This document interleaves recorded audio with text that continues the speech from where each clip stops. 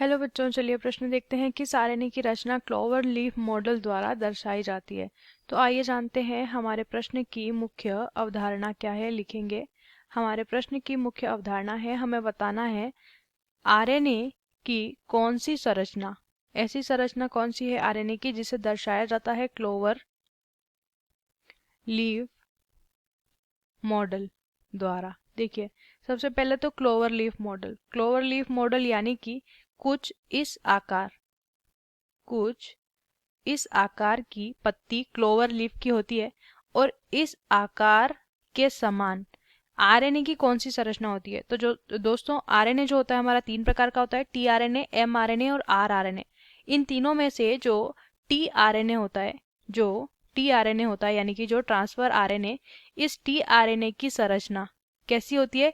Clover leaf पत्ती के समान होती है, या ऐसा हम कहेंगे क्लोवर लीफ के समान होती है। टीआरएनए जो होता है इसे हम स्थानांतरण आरएनए कहते हैं और ये प्रोटीन संश्लेषण, लिखेंगे प्रोटीन संश्लेषण की क्रिया के दौरान टीआरएनए का काम होता है अमीनो अम्ल का वहन करना। अमीनो अम्ल का क्या करता है? ये वहन करता है टीआरएनए।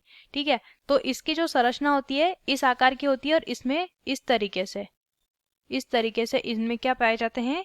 इनमें पाए जाते हैं न्यूक्लियोटाइड। इनमें क्या पाए जाते हैं? न्यूक्लियोटाइड। इसे हम ठीक से लिख लेते हैं। इस तरीके से इनमें न्यूक्लियोटाइड का क्रम देखा जाता है। इस तरीके से पूरे संरचना के अंदर क्या पाए जाते हैं? न्यूक्लियोटाइड इस तरीके से स्थित होते हैं। तो टीआरएनए की संरचना क्लोवर लीफ मॉडल के जैसी होती है। आशा करते हैं आपको ये उत्तर समझ आया होगा। धन्यवाद।